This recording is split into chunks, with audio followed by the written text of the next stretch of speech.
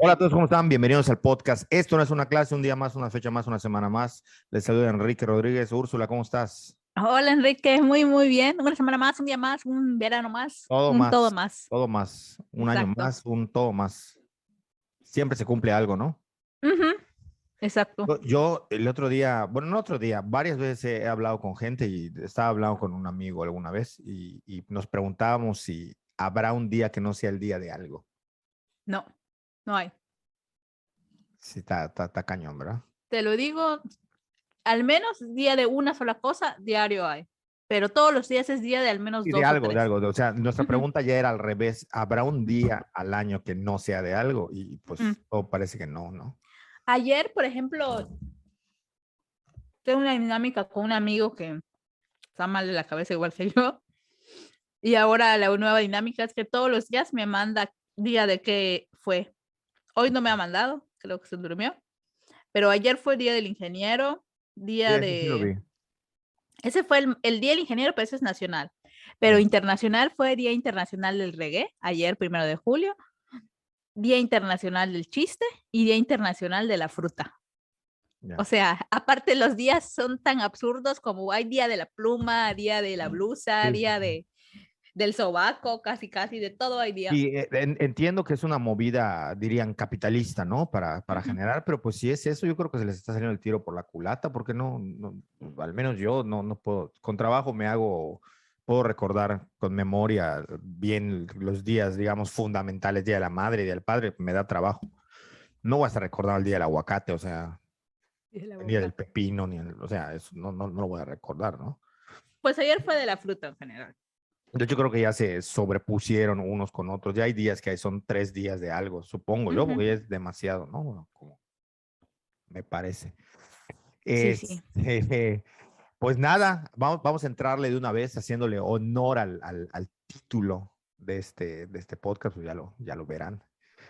Yo quería un poco recordar aquellas épocas, sobre todo porque tú y yo, ya lo hemos dicho aquí, venimos de la misma facultad, de la misma formación, pero de diferente generación, evidentemente. Claro. Entonces creo que es el tiempo suficiente, considero yo, como para ver como qué cosas cambiaron y qué cosas no. Este, por ahí ocurren cosas raras, no sé si son viajeros en el tiempo. Contigo no me pasa tanto, pero sí me llegó a pasar con una persona en particular que no estábamos en la misma generación, era como, de hecho era una generación que yo ya había salido, pero no estaba tan lejana a la mía. Y por alguna extraña razón conocíamos a las mismas personas, incluso en algunos casos habíamos tomado clase con algunas personas y no nos conocíamos. No sé qué haya, o sea, por qué se dé eso, pero era una cosa bien rara. Como que estábamos cruzados, pero no, Ujú. por algún motivo conocíamos cada quien por separado a las mismas personas, incluso algunos con quienes habíamos compartido o salido, no nada más de conocer de nombre. Y pues no, era bien raro, era bien extraño. Pero más allá de eso, yo quería contar, que ya lo he contado en alguna ocasión, pero muy por encima, yo quería contar cómo aprovechar este tema, para contar un poquito cuál fue mi historia, que normalmente yo se la cuento a los alumnos cuando llego a la primer día de clase. Digo, si alguno está viendo esto y ya se lo conté, pues lo podrá corroborar, y si no, ojalá que no le hagan spoiler, porque es como la historia con la que yo empiezo, ¿no? Yo normalmente Ok. el primer día de clase le pregunto a los alumnos, que creo que esto lo hacen la mayoría de los profesores. En mi caso, yo lo hago, supongo que los demás también, ¿eh? Yo lo hago un poco para calibrar, para ver como de dónde, es decir, cuál es su formación, cuáles son sus intenciones, por qué se fijan en una carrera y no en otra, por qué eligen determinados perfiles y no otros, y un poco para saber por dónde va la cosa, ¿no? Entonces, después de que ellos terminan su ronda, yo ya empiezo como pues a contar mi experiencia como algo recíproco, ¿no? O sea, ustedes ya me contaron, ahora yo les cuento. Y parte de lo que yo cuento es que cuando yo salí de la preparatoria, a mí me interesaba a nivel de interés, digamos, como cultural, como por saber todo, todo. O sea, excepto matemáticas, que no quería porque me daba mucho trabajo. Eh, si a mí me decían medicina, podía yo entrar. A cualquier derivado de la salud, de especialistas de la salud, podría yo entrar. ¿Por qué elijo antropología? Que es de lo que estamos hablando, ¿no? ¿Por qué elijo la carrera? Pues todo fue azaroso. Yo ya había estudiado en esos rebotes que yo tenía, que me fui un año a Estados Unidos y perdí un tiempo de la preparatoria, luego recuperar de la preparatoria y luego al final decidir dónde entrar. Perdí otro año, bueno, no año, sino que estudié un semestre o digamos perdí un año de la carrera de antropología, perdí un semestre porque yo entré a estudiar turismo. No me convencía turismo, no era algo que me dijera yo, wow, sobre todo cuando entramos ya a la parte de alimentos y bebidas y ya estaba yo como con el mandil y como que con la bandeja y eso, como que, o para cocinar, como que algo ahí dije, a ver, no, algo aquí no me cuadra, ¿no? En realidad no me cuadraba nada de la carrera. La única cosa que me gustaba era una clase que nos daba era reconocido aquí como uno de los mejores guías de turistas de aquella época. Eh, y daba una buena clase de historia de Yucatán, muy de guía turista, pero bastante informado el hombre, habría que decirlo, que bastante informado, muy de fuentes secundarias y todo lo que quieran, no tenía formación de historiador, pero bastante informado. Y a mí me llamaba la atención. Sin embargo, yo me salgo y digo, bueno, esto no quiero, no puedo estar con esto. Y durante ese tiempo yo no sabía qué hacer. Y un amigo una vez me dice, oye, hay una facultad donde dicen que es fácil entrar, ¿no? Porque además mi temor era como reprobar los exámenes.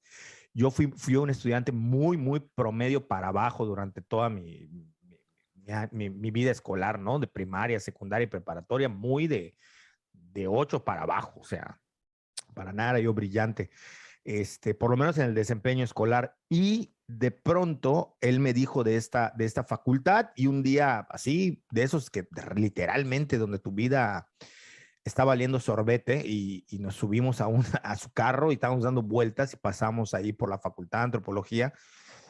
No me acuerdo la calle, pero ahí por Santiago, bueno, Es la no, inalámbrica. 74.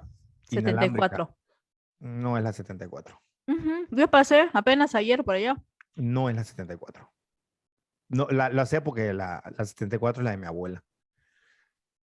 Será 74B o algo más u otro número, pero no es la 74. Ujú. Bueno, está por el rumbo de Santiago, inalámbrica, no, no inalámbrica, Santiago, por donde está el bar Leoncitos, quienes sean de Mérida sabrán de qué estoy hablando. Bueno, en esa facultad, que tenía un gran muro, donde está ahora la fototeca, bueno, siempre ha estado, pero ahora digamos que principalmente se le reconoce porque está la fototeca Pedro Guerra. Ujú. Y nada, yo pasé y pues dije, bueno, a ver qué, ¿no? Entonces ya entré, presenté mi examen y pues sí, me quedé, o sea.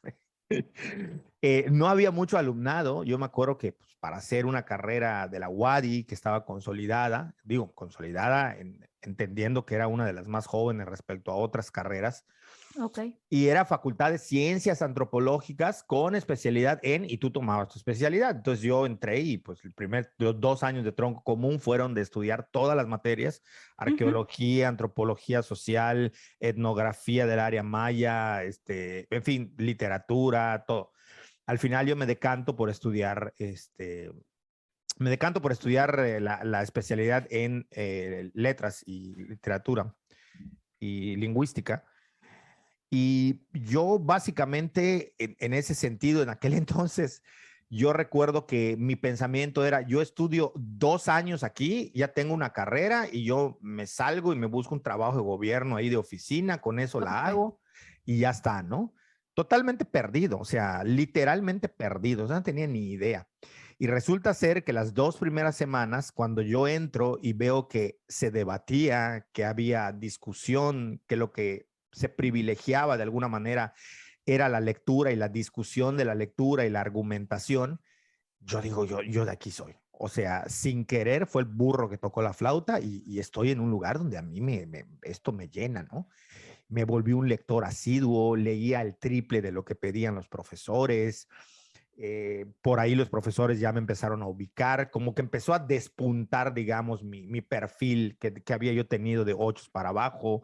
Mis notas siempre fueron muy buenas, salí con el mejor promedio que he salido de ningún otro lado. Pero sí, digamos que eso fue mi comienzo, ¿no? Y de ahí comienza toda una construcción de conocimiento, no solamente educativo, sino además una construcción de qué es el conocimiento, de cómo se forma el conocimiento y una introspección mía, que es de lo que quiero que abundemos, ¿no? Esto fue como la anécdota introductoria a ello. Ok.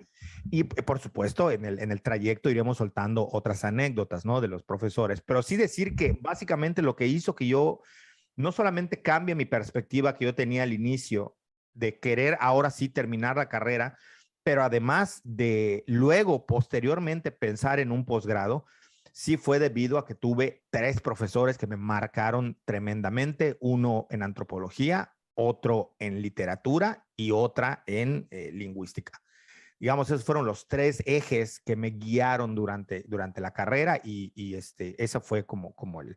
Entonces vamos a hablar un poco, ¿no? De la manera más justa que podamos, Ujú. porque, bueno, hay gente que ve este podcast y que conoce, y además no voy a decir nada que sea mentira, no se trata de hacer una crítica ni nada, sino que sea algo como experiencial, ¿no? De cómo uno se va dando cuenta que construye conocimiento dentro de la carrera que está. Y aquí pues vamos a hablar de la que nosotros sabemos. Ojalá que les resulte interesante, ¿no?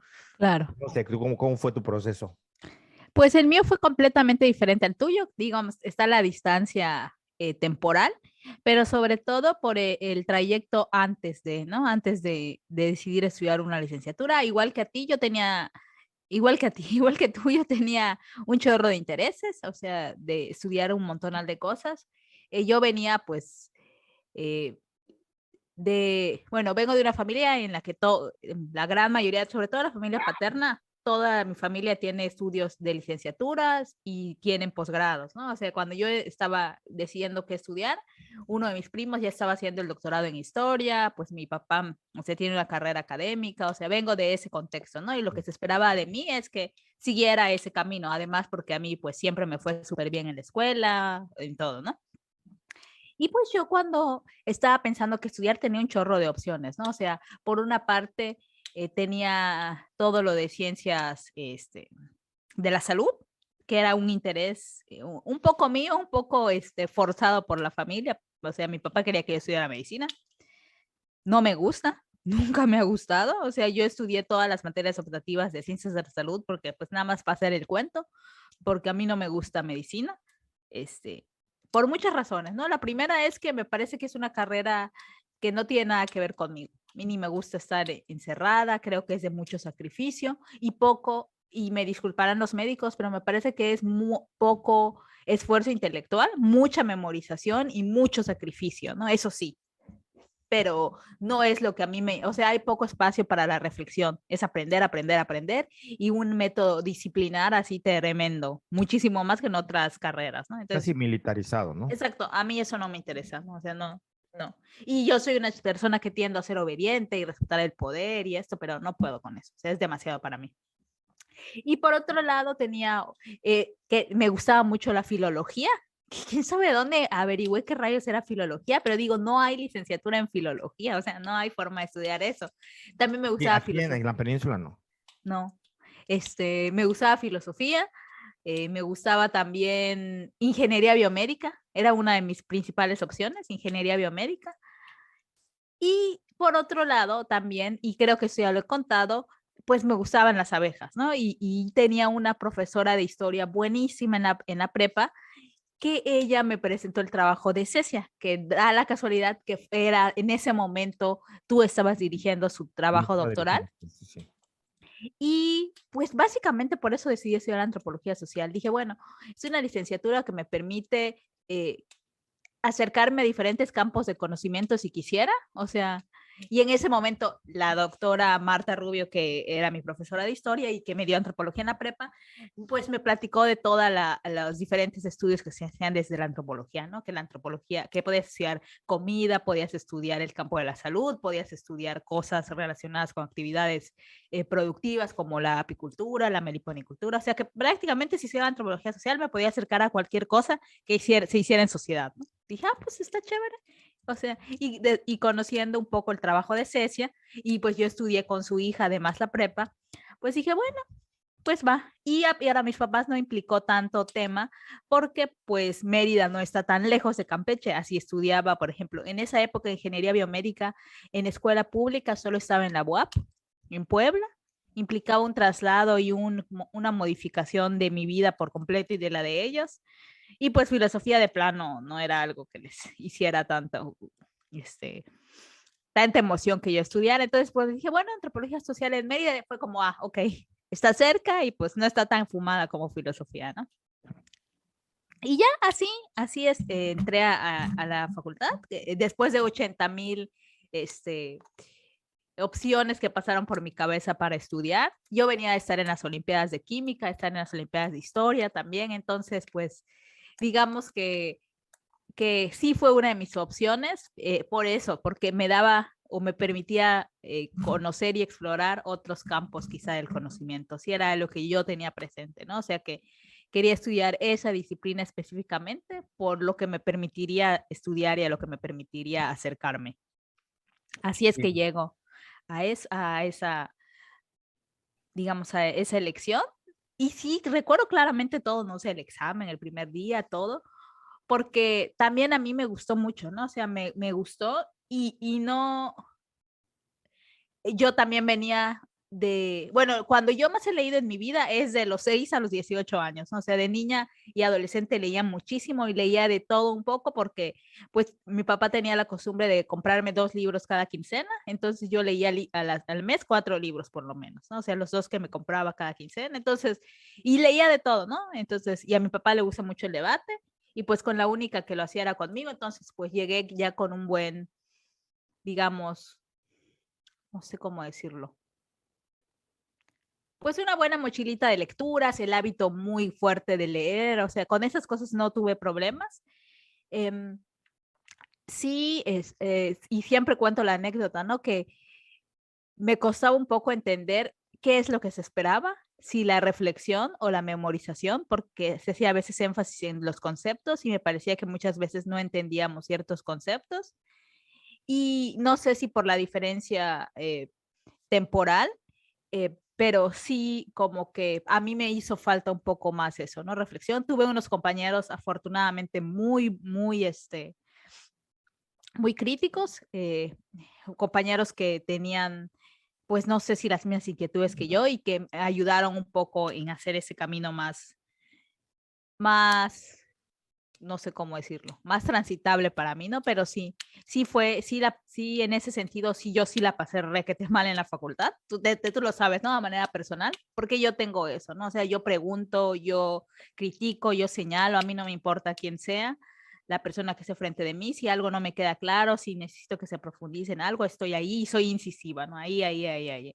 Y pues eso a veces no es tan bien visto, menos cuando estás con otra bola de adolescentes o posadolescentes, ¿no? Pero sí, así fue como yo llegué a esa licenciatura después de tantos giros y a diferencia de lo que esperaban de mí, pues yo muy temprano me di cuenta que el camino de la academia y del posgrado no era para mí. O sea, a diferencia de lo que pudiera creer mi familia o lo que pudieran creer mis profesores, no era por ahí mi camino, me parece que es algo, y luego podremos abundar, muy viciado y que en mi caso yo tengo una fuerte vocación al servicio, como muchas mujeres pueden decir eso, y el interés como genuino de modificar el entorno en el que vive, y me parece que desde la academia es un poco complejo intentar hacer algo así. Sí. Sí, hay dos cosas que acabas de mencionar, a ver si no se me olvidan. Uno es que efectivamente yo recuerdo, no sé si en tu época también lo decían, cuando tú leías los requisitos, ponían ahí, ya ves que en todas las carreras te ponen como requisitos o Perfil de ingreso le perfil llaman. de ingreso, exactamente, perfil de ingreso. Y uno de ellos era tener el hábito de la lectura. Entonces, creo que ese es un buen tema para analizar. Perdón, voy a hacer un paréntesis. Algo hay, algún cable o algo, no sé, la verdad, ignoro, no, pues evidentemente no logro ver tu escritorio, que de repente hace el flasheo con la cámara. Eso, hay algo estás moviendo ahí que hace que se vea, pues mal. Sí, acabamos de perder tu imagen. ¿Tienes Sí, audio para que no, yo? yo la quité. Yo quité la imagen porque quiero acomodar bien. No sé qué onda. Sí, pero cuando estabas hablando y movías mucho, se oía que movías tus manos de manera A ver. nerviosa, creo. Se estaba ya pixeleando. No, estoy quieta. No sé qué onda. Cuando Estoy hablabas, sonaba tac, completamente tac, tac, quieta. estabas como haciendo. Cuando hablabas, no Ok. te dabas cuenta. No, ahorita mira, estoy Ya. súper quieta y sigue moviéndose. No, cuando hablabas era cuando pasaba. Ahorita, obviamente, al moverlo se hizo más. Ahí está bien. Ahí está bien. Ok. Ya. Gracias. ¿Qué estaba diciendo? Ah, lo de la lectura. Ujú. Entonces yo decía, yo estaba recientemente salido de una formación religiosa protestante. Yo decía, no, pues yo leo la Biblia, ¿no? O sea, con eso me da. O sea, ¿qué más quieren que yo he leído la Biblia? Puedo decir que la he leído completa, por lo menos en un par de ocasiones, ¿no? Y no sé, cuando llegué y empecé a darme cuenta del tipo de lecturas que se hacían, a mí ya me quedó claro que eran lecturas que yo no tenía hechas. Yo, por el contrario a ti, yo llegué con una desventaja, llegué con muchas desventajas y una de esas desventajas era que yo no tenía una lectura. Por ahí había leído alguna que otra cosa de Marx que mi papá me daba, pero era como parte de su formación también teológica y religiosa de él. Por ahí también me dio a leer algo pero cosas muy dispersas, ¿no? Como muy nada ordenado ni pedagógico. O sea, de literatura, nada, en absoluto, nada. Bueno, fragmentos del Quijote y cosas que te dan en la primaria, en la secundaria, en la prepa, pero realmente nada formal, ¿no? Entonces yo sí tuve que sobreponerme a eso y para mí fue complicadísimo y por eso tuve que remontar. Sin embargo, me di cuenta que el tema con la lectura es bien interesante porque mucha gente, esto ya lo dije yo, creo que fue el último podcast que hice solo, donde yo hablaba de cómo se ha romantizado desde mi punto de vista la idea de la lectura, ¿no? Desde Roland Barthes, que habla del placer del texto, decirles a los demás, no tengo ningún problema en sacar como los entretelones del podcast, que hoy pensábamos hablar justamente del arte, y si es de izquierdas o de derechas. Estamos planeándolo porque sí pensamos por primera vez que es un tema que amerita un poquito más de lectura y de información, Claro. más allá de lo que pensamos. Pero ya Roland Barthes mencionaba en su famosísimo escrito El placer del texto, de este vínculo entre el origen, o sea, algunos analistas hablan quién se permite tener el placer del texto, ¿no? El placer de la contemplación en el arte, eh, qué nivel puedes tener, y definitivamente no era algo que yo tenía. O sea, mi familia es alguien que vino de una situación de pobreza. No, yo la viví, eso ya lo he explicado también. Afortunadamente ellos, cuando yo ya tuve conciencia de niño, mis papás ya habían trabajado lo suficiente para que yo no viviese lo que a ellos les tocó, pero ellos son de casa de paja y piso de tierra, así tal cual, ¿no? Con estos parámetros, sobre todo que ahora ya se toman muy en cuenta. Pero es decir, que yo no tenía mayor formación que esa, y leer sí me representó a mí como un reto, más que por la dificultad de leer en sí mismo, sino porque yo tenía lecturas muy atrasadas. O sea, ponían lecturas que la mayoría de mis compañeros que sí fueron a la facultad, no porque un amigo los llevó y a ver si entraban, sino porque ellos querían entrar a esa facultad, ya las tenían hechas, habían leído muchas cosas de Marx, habían leído muchas cosas de Weber, habían leído cosas de filosofía, habían leído cosas de Nietzsche, habían leído cosas, o sea, tenían un bagaje que les ayudaba, ¿no? Un perfil. Y yo no, entonces eso me hacía a mí como leer y leer y leer. Lo que quiero decir con esto es que esta idea de qué se considera una buena lectura, o qué se considera que leen, si a esas vamos, los que estudiamos ciencias sociales, a mí me perdonan, pero rompemos los parámetros de qué es una lectura y muchas veces no estamos conscientes de eso. O sea, solamente tener en cuenta cuánto leímos hasta la licenciatura ya es un demonial de libros y de páginas, Ujú. mucho más que la media. Entonces, estas encuestas, yo no sé cómo las hacen, a quién se las hacen de la lectura en México, pero sí creo que nosotros elevaríamos brutalmente ¿cómo se llama? La media de gente que lee. ¿Por qué? Porque además no somos conscientes, ¿no? No, pues no leemos, como es algo escolar, pero se lee, como en otras carreras se leerá, como en las ingenierías se leerá, como en matemáticas se lee. Lo que pasa es que leen otras cosas, Claro. pero se privilegia esa parte de la lectura de la literatura universal, ¿no? Además, como ni siquiera de otro tipo de literaturas, a menos que te vayas a una especialidad. Yo empecé a leer mucha literatura, sobre todo latinoamericana, cuando me fui y entré a la especialización, ¿no? Que todo el mundo se asusta, o sea, porque me ven como antropólogo, les digo, no, pero yo tengo especialidad en literatura. Ay, ¿tienes especialidad en literatura lingüística? No se me nota, así como, ¿qué, estoy pendejo o qué? No es como, o sea, no me chingue, que yo no esté mencionando a cada rato a los autores que conozco y los que leí, el análisis que hice, pero yo salí con la especialidad en literatura y lingüística. Y sí me parece que hay como una forma de entender el conocimiento desde otra perspectiva. Ya desde ese momento se ponen en crítica muchas cosas. Yo recuerdo, ahora que mencionabas a los compañeros, también yo creo eso. O sea, yo creo que la formación, por lo menos a nivel de ciencias sociales, mucha pasa por la retroalimentación con tus compañeros. Cosa que lastimosamente ya no veo ahora. Pero yo recuerdo, incluso hasta la maestría, salir de las clases y tener debates con mis compañeros fuera de la clase. O sea, debates de las lecturas que habíamos hecho todos los días. O sea, mi facultad, la mayoría de la gente con la que yo conviví era de debates de lo que se había dicho.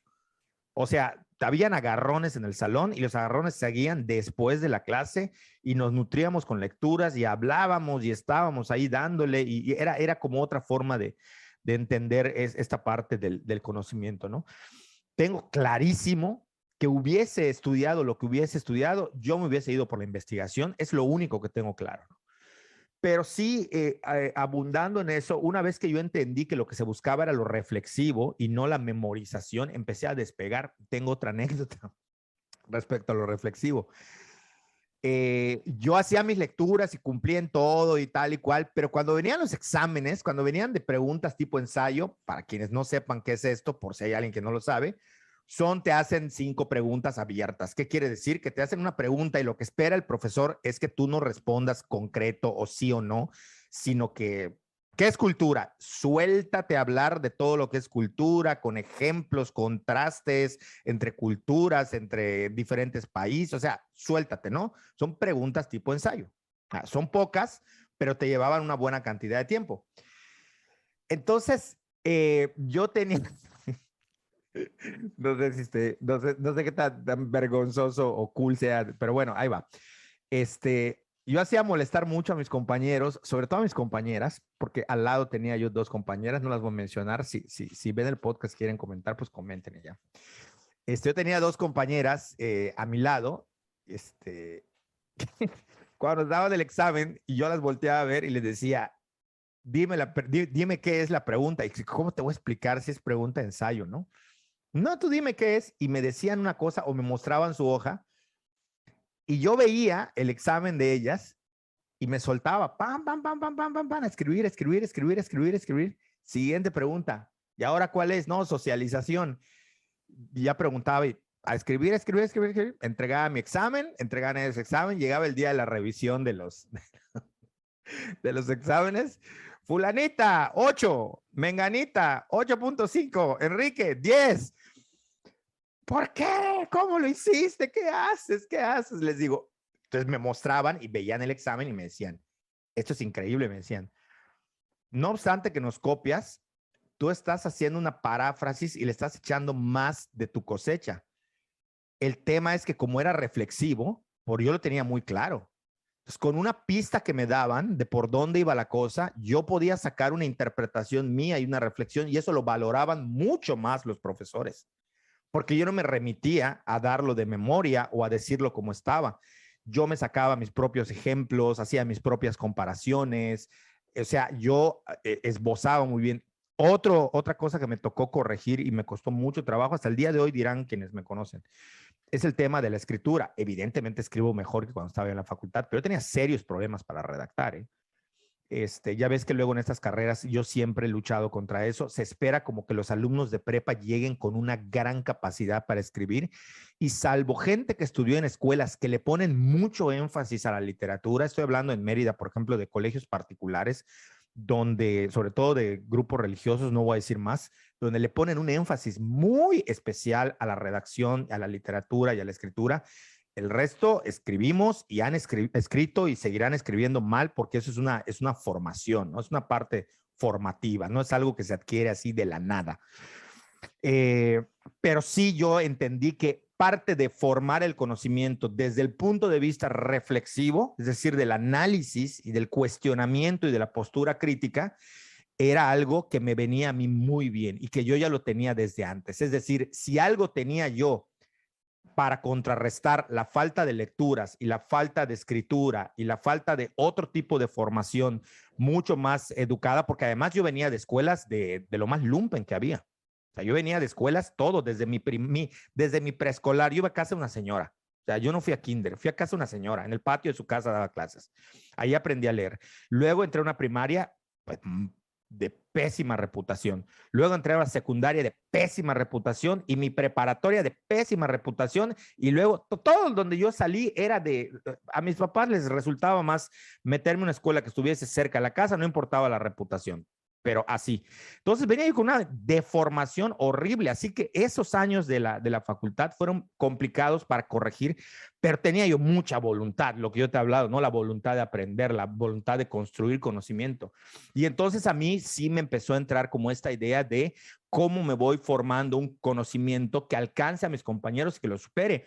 A mí me tocó muchas veces, por ejemplo, para que puedan darse una idea de cómo era yo, pero de cómo era también el contexto en el que yo estudié, de terminar una clase y agarrarme con un compañero y decirle, oye, quiero hablar contigo, quiero que debatamos sobre este tema en los pasillos de la facultad. Y él decirme, no puedo debatir contigo porque no tienes las lecturas suficientes. Así, tal cual. O sea, así me denigraba, ¿no? O sea, como de no puedo debatir contigo, no tienes las lecturas suficientes. Después el tiempo me ayudó a poder decirle a él, no tienes las lecturas suficientes, ¿no? En algún punto llegué al que yo le devolví la misma, ¿no? No tienes las lecturas suficientes. Pero sí, esa parte de cómo se va construyendo el conocimiento es bien, bien compleja. Y la otra, que no sé si aparte de esto tú le quieras entrar y ya lo dejo ahí, es cómo uno a través del tiempo, hasta que no empiezas a dar clase, te das cuenta. No todos los maestros que te dan clase van a ser eh, Foucault, ni van a ser Marx, ni van a ser Einstein. No todos los profesores. O sea, tuve la suerte, insisto, de haberme cruzado con 3, porque ya es mucho, pero no quiere decir que los otros hayan sido malos. Lo que sí quiero decir es que cada profesor hay que saber qué le aprendes y qué es lo que te deja. Hay unos que te dejan en exceso, pero no es lo normal, no es lo común y pasa en todas las carreras y en todos los tipos de formación que hay. Y me parece que uno, con el paso del tiempo, más allá de la rebeldía de la postadolescencia o incluso en el posgrado, uno tiene que entender esto que te tienen que dar los profesores y uno formarse un conocimiento que gire hacia el autodidacta.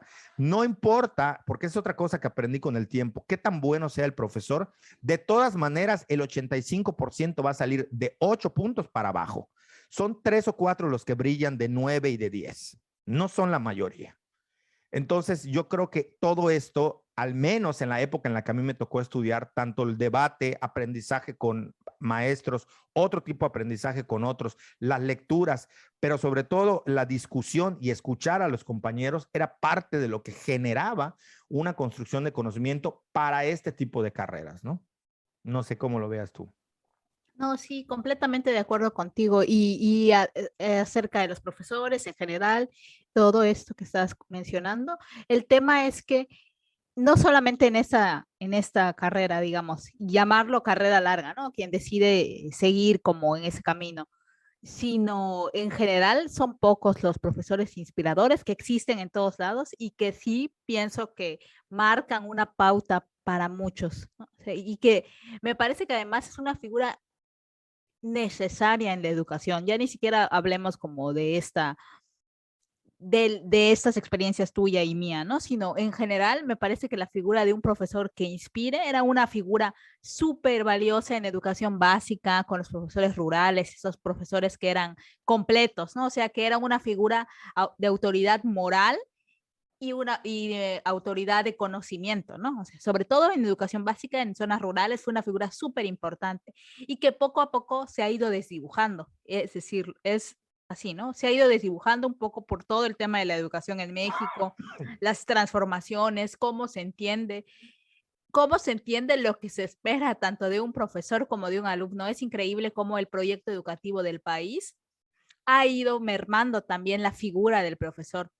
Y esto se ve muy claro en educación básica y medio superior, pero también llega al nivel, pues de la licenciatura, ¿no? O sea, antes teníamos estos grandes eruditos que cada vez son menos y lo que tenemos son, pues no lo sé, pero afortunadamente pues también a mí me tocó como profesores que inspiraran o que pudieran generar en mí algo que me moviera. Digo, al final yo te digo, a nivel personal, nunca me enganché con esa idea que también es válido decir, ¿no? O sea, cuando estás estudiando ciencias sociales y una carrera como la nuestra, mucho te empuja a que lo que tienes que hacer es tener una carrera de investigador, ¿no? O sea, como que no hubiera ningún otro panorama para ti que no es seguir esa carrerita, ¿no? De, pues ahora estudiar una maestría y un doctorado, ni siquiera con la visión clara de para qué lo haces. O sea, la gente hace eso ¿por qué? Porque quiere construir conocimiento, porque tiene un interés por aprender, por este proceso de aprender conocimiento y después generarlo,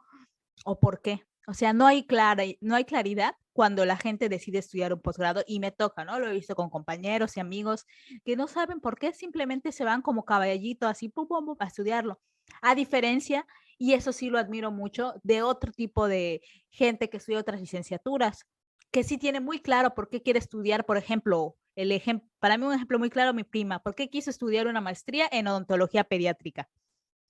Lo tiene clarísimo y aunque es 50% de investigación y 50% profesionalizante, ella tenía claro que quería hacer esa maestría en odontología pediátrica porque quería aprender cómo tratar a los niños, bla, bla, bla, bla, bla, bla, bla, bla, bla, y porque quería generar algo. Lo tienen claro. A veces en ciencias sociales no está claro. La gente hace así, pues voy, quién sabe por qué, pero porque creo que es lo máximo, ¿no? Sí, a mí me parece un poco, pues como penoso, sí, es penoso.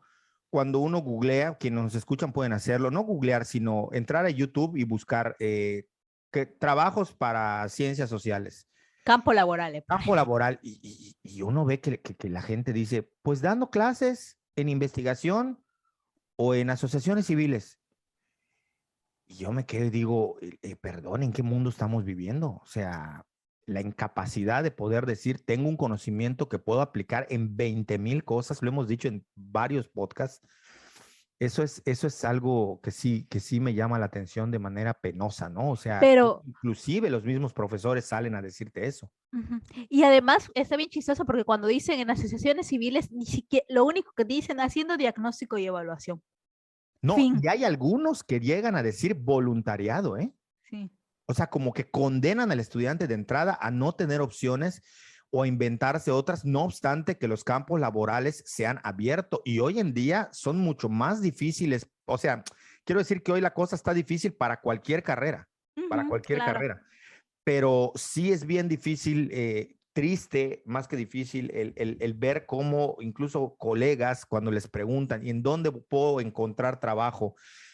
Si soy de ciencias sociales, les cierran todas las posibilidades, ¿no? Ya le hemos hablado, ¿no? O sea, Sí. pero creo que está bien remarcarlo, ¿no? De cómo esta situación de, no, pues si eres científico social, básicamente si ganas salario mínimo, pues esa es tu chamba y tienes que hacer trabajo comunitario y ayudar como a la gente, hacer voluntariados, ahí con lo que te puedan dar, sin generar antigüedad, o sea, es así como de llevar a la gente al matadero, ¿no? Cuando no es así, ya, eso no está, o sea, hay mil formas. Lo único que no sabemos y que debería de enseñarse es a quitarse ese miedo para empezar con el hecho de trabajar para la iniciativa privada. O sea, para Claro. empezar, o sea, quitarse ese miedo, ¿no? Y creo que he contado aquí todas las anécdotas de gente que me ha hablado y me han dicho, es que acudimos a ti porque a todo mundo que le hablamos para trabajar con nosotros, para hacernos un diagnóstico, para hacernos algo pagado, bastante bien remunerado, se corren, o sea, es como que les hablemos de te voy a presentar al diablo, ¿no? O muchos entran pero entran y entran a criticar o muchas veces entran como espías. O sea, hemos tenido denuncias aquí, llegan, se ponen aquí y denuncian, ¿no? Es así como de poco extraño el tema, ¿no? Pero sí creo que es esta idea de cómo y para qué, lo que mencionabas es bien importante, para qué estoy generando el conocimiento, ¿no? Y es que justo esa parte del cómo se adquiere conocimiento, el tener conciencia, también va de la mano con el tema de la transferencia o transferir el conocimiento, que se ha utilizado muchísimo.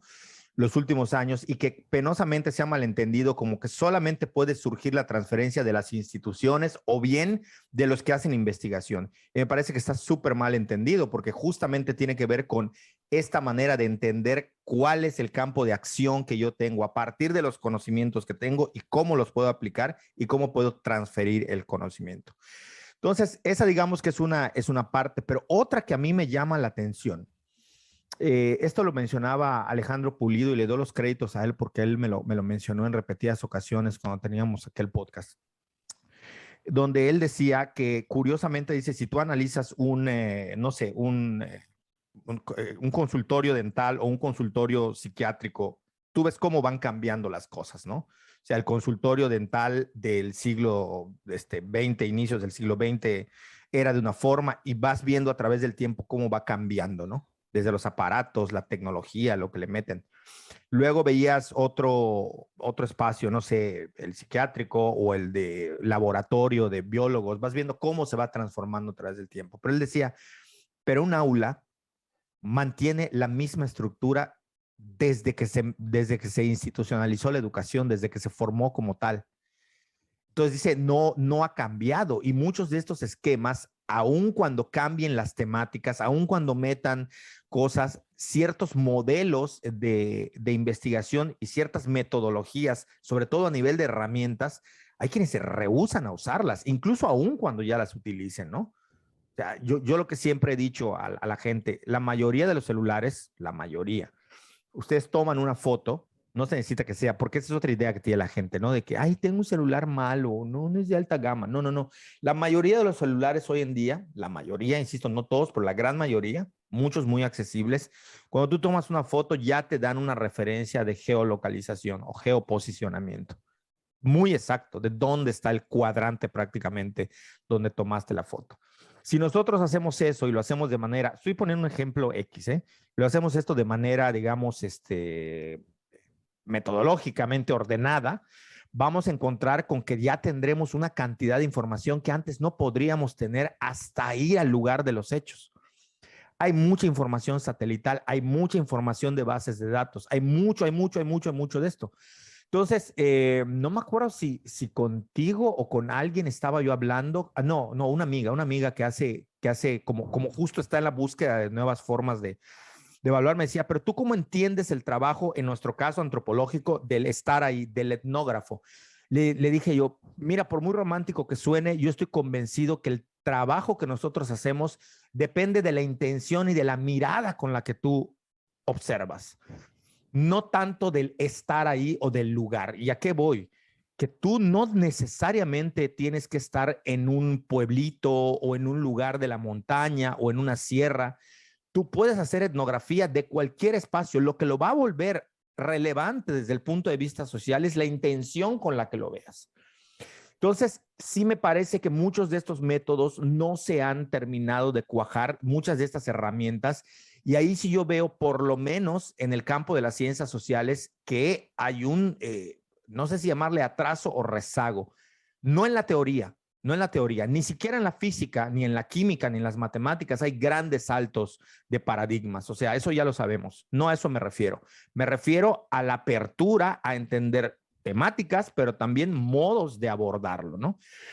Y yo creo que eso es algo que hasta el día de hoy no se ha podido salvar de las ciencias sociales, sobre todo y particularmente de la que se hace en Latinoamérica. No sé cómo lo veas tú. No, yo me quedé con varias cosas pensando ahorita que hablabas. El tema de la transferencia del conocimiento me hizo mucho ruido porque no es algo que solamente se discuta pues para aulas universitarias, ¿no? Por ejemplo, en mi trabajo es una discusión y en las organizaciones de la sociedad civil el gran tema es el de la transferencia de conocimiento.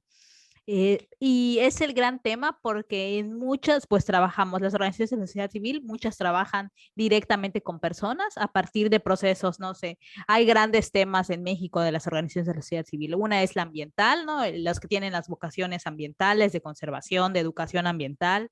Otras son las que tienen temas con grupos vulnerables, acompañamiento a niñas y adolescentes, a mujeres violentadas. Otras grandes son las que trabajan en el campo, en las zonas rurales, Pero mi señalamiento era a que, no, sí, estoy de acuerdo contigo. Lo único es que a lo que yo me refiero es que desde el mundo académico se tiene como la idea que quien tiene que hacer esa transferencia es el académico y no solamente no es así, sino como tú lo estás mencionando, lo hacen otros, ¿no? No, No no, hay como no, esta ahí idea. voy. Por eso el parque científico y todo esto pone énfasis en, sí, la transferencia, pero está bueno eso que No, estás diciendo. allá voy. Es que te digo, es una discusión que parece que es única de las ciencias sociales, bueno, de la academia, pero no es así. Y bueno, y estaba haciendo como ese recopilado, ¿no? De esa recopilación de los tipos de organizaciones y otras que trabajan en temas de hacer productivo el campo, generar oportunidades laborales y bla, bla, bla. Y el gran tema es la transferencia de conocimiento y que se replica este modelo, ¿no? O sea, gran parte de lo que se le ha criticado a los trabajos de Zagarpa, que ahora ya no es Zagarpa, es que los ingenieros y los técnicos que trabajan no logran hacer esa transferencia de conocimiento y lo que se replica ese modelo universitario, ¿no? Que ellos son los que dan conocimiento y que no logran facilitarlo de una manera que al productor le sea sencillo de poder aprender. Entonces es la misma cosa, es el mismo tema que se... Pero no eso digo yo. Lo que estoy diciendo es que los académicos creen que solo ellos discuten, pero además que solo ellos deben transferir conocimiento. Pues es que te digo, parte de la educación universitaria que recibe la gente que está haciendo esas cosas, o sea, se replica el modelo. Exactamente lo que estás diciendo es lo que estoy queriendo decir. Este modelo se replica y se refuerza hasta en las organizaciones de la sociedad civil.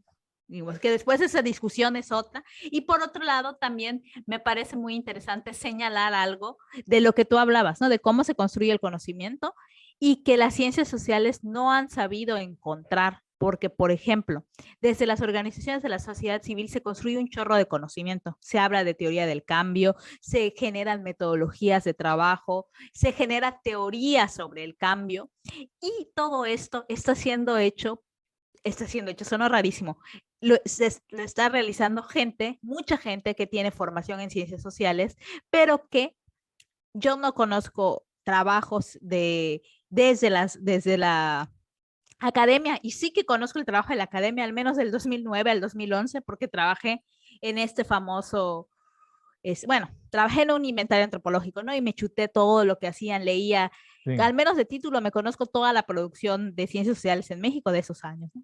Entonces, no hay, o sea, se está generando un montón de conocimiento fuera de la academia que no está siendo estudiado por la academia. Y suena chistoso, ¿no? Porque ni siquiera es que no está siendo generado, porque generación de conocimiento hay en todos lados y todos generamos y construimos conocimiento.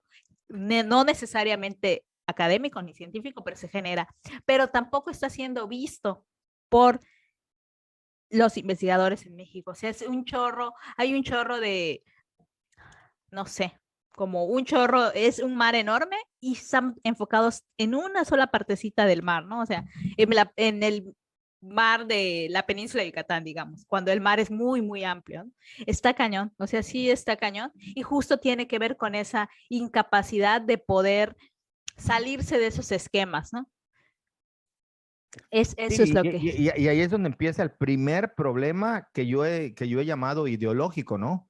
Porque se tiene el miedo a que todo aquello que no sea reflexivo en torno a las ciencias sociales, después reflexivo en torno a problemáticas de resolución social, entendido como pobreza, hambre, redistribución de riqueza y todos esos temas que ya sabemos, se piensa que todo lo que no esté enfocado a eso, como que la ciencia social tiene esta necesidad moral de cubrir eso, y no es cierto.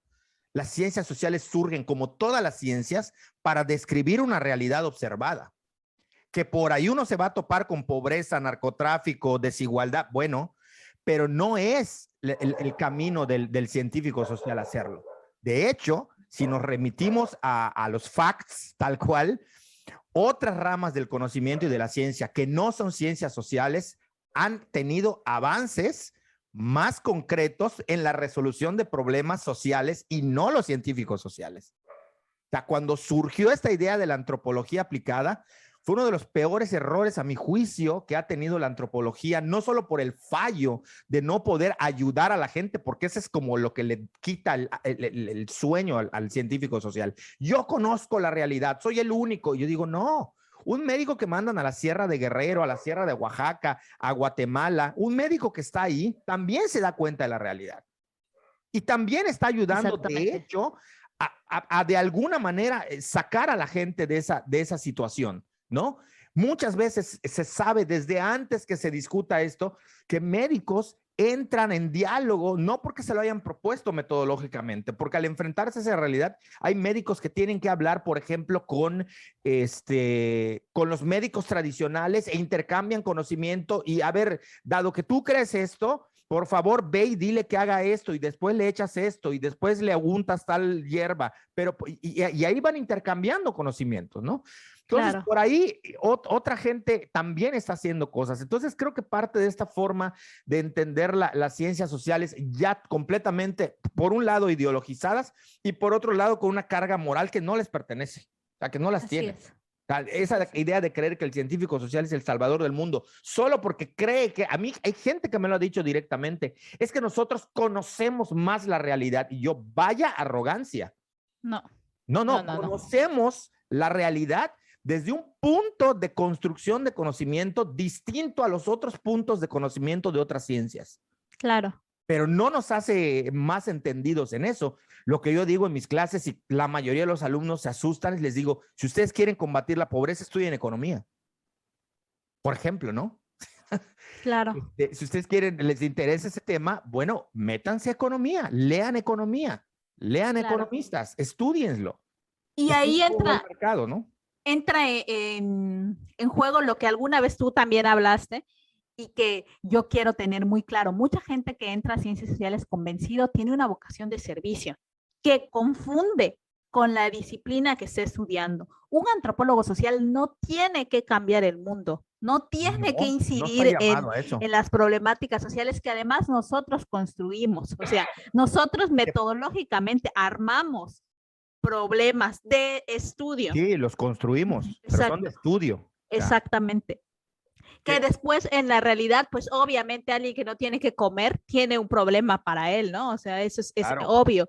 Pero una vocación de servicio no tiene que, o sea, que tengas una vocación de servicio no tiene que hacer que la disciplina que estudias tenga que hacer modificar, porque evidentemente no es así. O sea, un médico tampoco tiene que cambiar el mundo y esa es otra de las cosas que se les reclama mucho, ¿no? De que, pues es tu vocación, tienes que trabajar 20,000 horas y no te, casi que si no te pagan, mejor, ¿no? O sea, se confunde muchísimo una vocación de servicio. Yo tengo la vocación del servicio, soy una persona a la que eso le gusta hacer y pues parte de eso que me gusta hacer, por eso trabajo en organizaciones de la sociedad civil, en causas que a mí me gustan además, porque además todo al final termina siendo personal. Uno decide que, ok, pues sí, yo tengo esa vocación de servicio, la disciplina que estudié, la licenciatura que estudié me ayuda a entender de mejor manera o de una manera diferente a como lo entenderían otras de las personas que trabajan en organizaciones de la sociedad civil.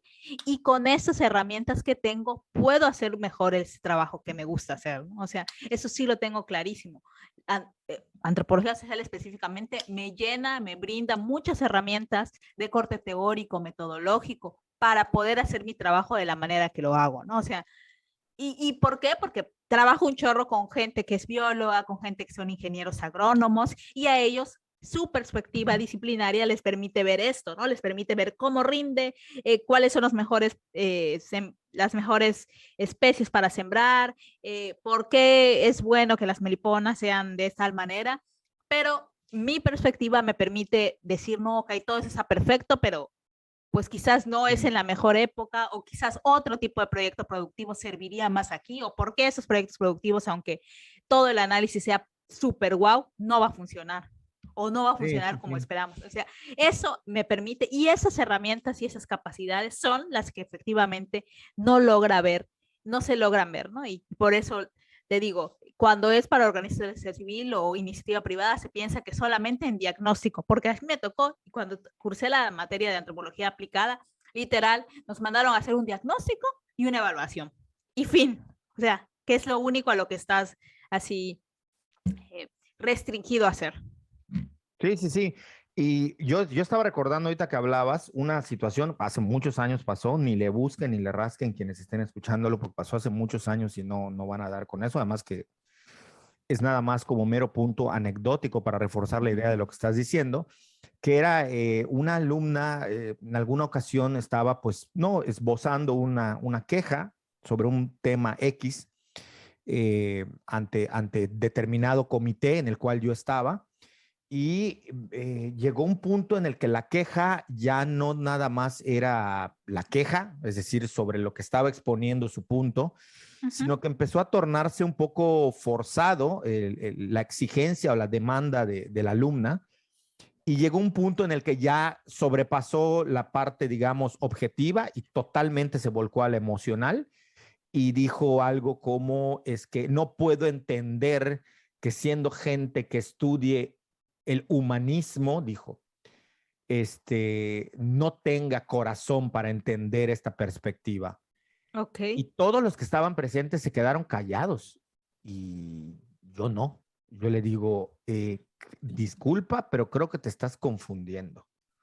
Una cosa es tener una vocación humanitaria y las humanidades, si tú buscas la definición, no tienen nada que ver con tener una vocación humanitaria. Son dos cosas. Hay coincidencia semántica, comparten un campo semántico, pero no son lo mismo, le dije. No significan lo mismo. Las ciencias sociales y las humanidades refieren a otra cosa muy específica, muy objetiva de objeto, muy cosificada, y no tiene nada que ver con la vocación que cada quien tenga de empatía o no a nivel personal con cierta problemática de otra persona. Claro. Lo que tú hablas es de lo humanitario, y no es una asociación humanitaria.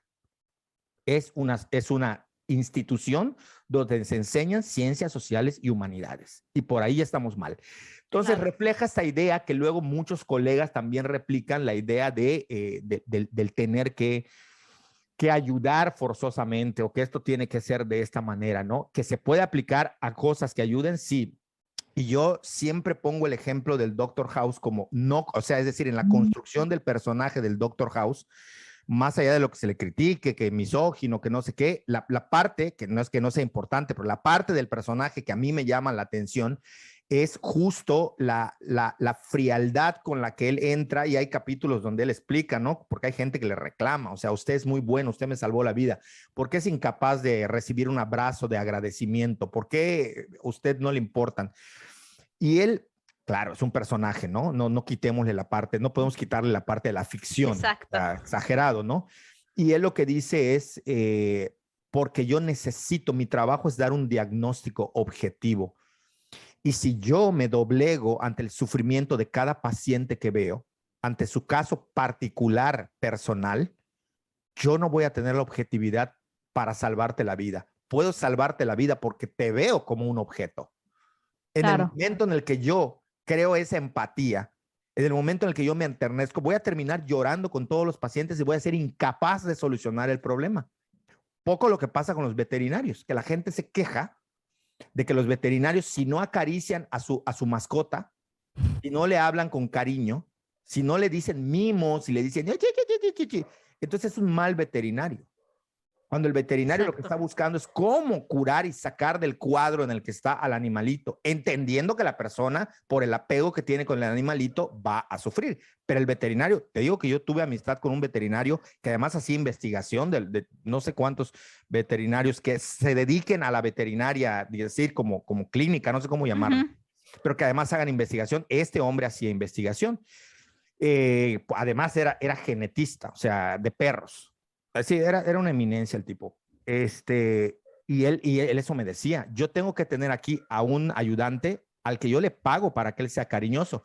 Un poco lo que decía Doctor House, decía él, yo tengo que estar al pie del cañón para tratar de entender y hacer un diagnóstico y buscar la cura, porque a mí lo que me motiva es encontrar dónde está el problema del objeto que estoy estudiando, del cuerpo que está mal, cómo encontrar la manera de sanarlo.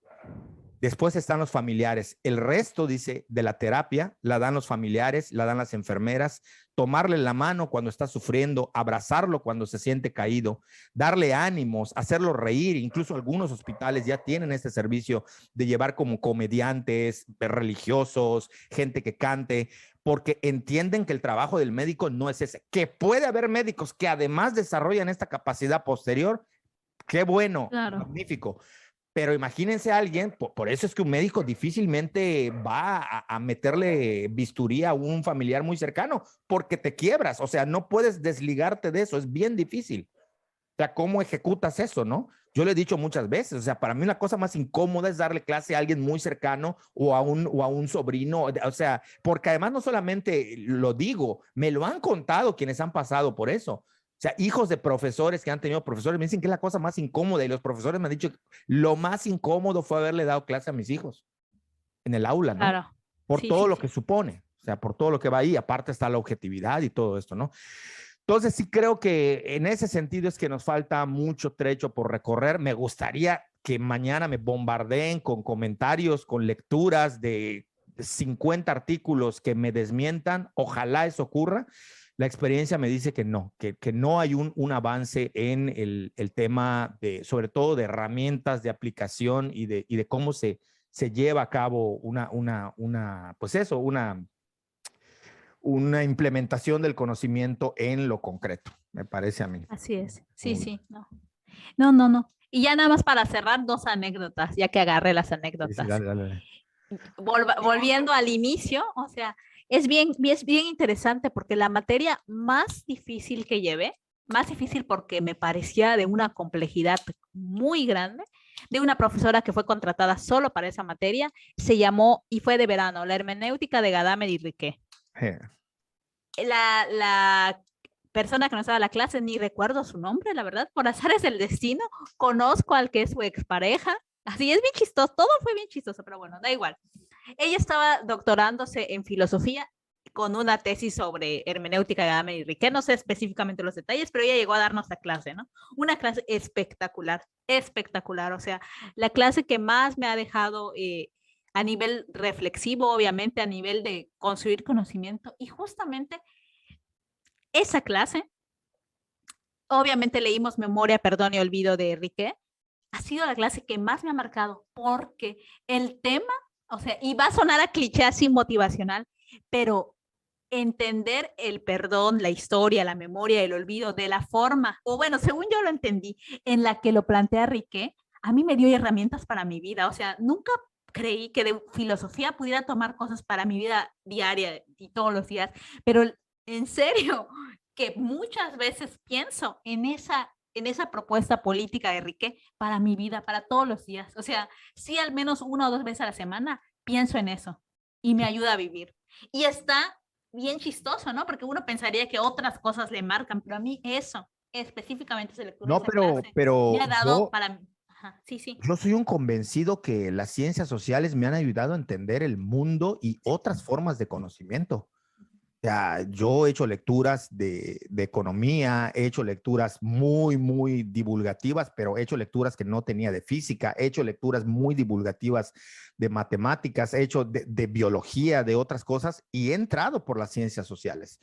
Y las ciencias sociales justamente te ayudan a ver el mundo como es, pelón, descarnado, o sea, pelado, Sí, tal claro. cual. Entonces, claro que todo te habla de eso, ¿no? Y estos dos que mencionas son los grandes hermeneutas, ¿no? Sí, claro. No, no, a mí sí que creo que hay un chorro de herramientas que tampoco estamos viendo o tomando de una manera. O No, sea, la pensamos teoría, que a veces el claro. conocimiento está tan ahí, tan lejos, que no lo puedes vivir. Y yo vivo eso Yo justamente. recuerdo de una vez que esto pasó así como lo voy a contar, Ujú, ¿eh? Una vez me tocó darle pues, que era medio guía de turistas, o sea, el tema, pero era académico. ujú. A unas personas que llegaron del extranjero, había que darles una clase que era práctica y había que llevarlos pues como a puntos de la ciudad, ¿no? Entonces a mí me Ujú. dijeron como, ¿qué puedes hacer o qué te puedes inventar? Porque estaba yo creo que supliendo o ayudando a, no me acuerdo. De estas cosas que me pasan a mí que siempre me agarran como para suplir o algo, no me molesta, pero bueno, este, el caso es que empezamos en el centro, yo sin ningún conocimiento sólido de arqueología, porque no estudié más de lo poco que me dieron. Y a mí se me hizo interesante como mostrarles un poco la expansión de la ciudad, pero luego me los traje a mi barrio, y en el barrio, como era pueblo hace años, de ahí yo les mostré como la cancha de fútbol, y cómo la cancha de fútbol antes era donde se hacían corrida de toros, pero al mismo tiempo cómo eso servía para aglutinar gente. Fui y tocaba yo las puertas de los vecinos y les decía, toda esta cuadra, todos estos son familiares, ¿no? Tienen tal apellido. ¿Por qué? Les digo, porque antes las familias extensas se asentaban en torno a un solar, y esta es una marca aún en la modernidad de que esto era un pueblo, ¿no? Tanto el lugar donde está la cancha, el centro, pedimos permiso para entrar, todavía en el centro donde está la cancha de fútbol, donde se hace el saque, se logra ver que no pudieron de alguna manera quitarle el agujero donde se siembra el palo, donde hacen las corridas que va en el centro, ¿no? Ok. Y les conté lo del tablado, bueno, todo, cómo se fue transformando. Total que terminamos ellos muy contentos con la historia, vimos la parte moderna, la parte colonial, la parte del pueblo que se absorbe por la ciudad, ahí. Entonces cuando regresamos, la persona encargada de llevarnos, a mí me toca ir adelante, me dice, estuve escuchando todo lo que explicabas, me dice, y a veces pienso que ustedes podrían dominar al mundo si quisieran. Me lo dijo antes de los memes, ¿eh? Ok. Antes de la existencia de los memes. Y yo digo, a ver, pues sí, está un poco impresionada la persona porque lo escuchó, a lo mejor no había escuchado alguna explicación así, pero más allá de eso, aterrizándolo, si lo ponemos en su justa medida, creo que las ciencias sociales y otras, porque también las matemáticas son reflexivas y no todas son matemáticas aplicadas. De hecho, los ingenieros dicen de los matemáticos que son filosofía, o sea, que no son, todo lo que no es aplicado es filosofía, es una reflexión, es una cosa ahí. Ya se me olvidó lo que te estaba diciendo. De que puedes dominar al mundo, la reflexión. Bueno, yo creo que en términos generales, sin llegar a ese punto de dominar al mundo, la gente no, la gente que estudia ciencias sociales no terminan por entender que el conocimiento que tenemos puede dar explicación a una cantidad impresionante de cosas, y no solo explicarlas, sino explicar por dónde van y cómo se pueden analizar, y no se hace, ¿no? Pero, insisto, es falta de formación, según yo, o de un cambio de viraje, que en otros lugares sí se está haciendo, ¿no? Y la segunda cosa que quería comentar es acerca de lo que me llamó mucho la atención, lo de la queja de esa alumna, ¿no? De hace tiempo, porque... Se quejan, ella lo hizo de manera oficial, por eso menciono la anécdota, sí, pero sí, todos sí. dicen esa queja. Claro, porque sabes que desde o sea, al final yo vivo de la sociedad civil organizada, ¿no? O sea, he trabajado en eso desde que salí de la licenciatura y aquí sigo, ¿no? Y a veces se piensa que desde este lado y desde haciendo intervención e incidencia social, pues la gente toda también tiene esa, ¿no? Esa vocación y ese ánimo. Pero también se toman decisiones así de duras, donde tienes que dejar de lado esa parte humanitaria, humanista, como le quieras llamar, la tienes que dejar de lado. Y tienes que, de nuevo, objetivar a las personas con las que trabajan. Y yo lo tengo clarísimo porque hace poco nos tocó tomar una decisión durísima, ¿no? Donde si tú te dejas llevar por eso, al final tu ayuda se vuelve inútil y en vez de ayudar empeoras, ¿no? Y tú siempre me mencionas ese libro de cuando la ayuda es un problema, ¿no? Pero pensaba un poco en esta situación en la que tuvimos que decidir dejar de dar acompañamiento a un montón de señoras que uno las ve y dice, ay, no, ¿cómo es posible? Ya no las vamos a acompañar, porque estaban en localidades muy lejanas y porque el número era reducido. Y con lo que invertimos en dar seguimiento a esas mujeres, podíamos impactar a el triple en otras localidades, ¿no? Y si te vas por ese lado humanitario, es cómo voy a dejar desamparadas a estas mujeres que ya trabajan conmigo. Pero son decisiones que se tienen que tomar. Y donde si te dejas llevar por eso, lo mismo. O sea, no impactas, no haces lo que quieres, no logras el objetivo y al final lo que se busca es el bien mayor. Entonces sí, en todos lados hay que hacer eso. O sea, en todos lados se cuecen habas. No hay hay que objetivar a los sujetos a veces. O sea, suena horrible y suena hasta no políticamente correcto, pero no, sí es que las ciencias sociales son eso, es la objetivación del sujeto. Uh-huh. O sea, si y así también es en el trabajo con la gente. No construyes un problema, sí, en todos lados. Sí. O sea, si no, no construyes nada. Sí. Así es. Pues eso es todo. Pues muy bien, yo creo que hasta aquí lo dejamos. Esperamos que nada, pues que se suscriban, que compartan si les parece, si les gustó, si todos llegaron hasta aquí, hasta este punto. Ojalá les haya entretenido, ojalá les haya servido de algo, ojalá todos los ojalá. Si no, pues bueno, ni modo. Pues ni modos. Ni manera. Bueno, pues aquí lo dejamos. Yo me despido, que estén bien. Yo también. Que la pasen bien. Hasta luego. Chao. Chao.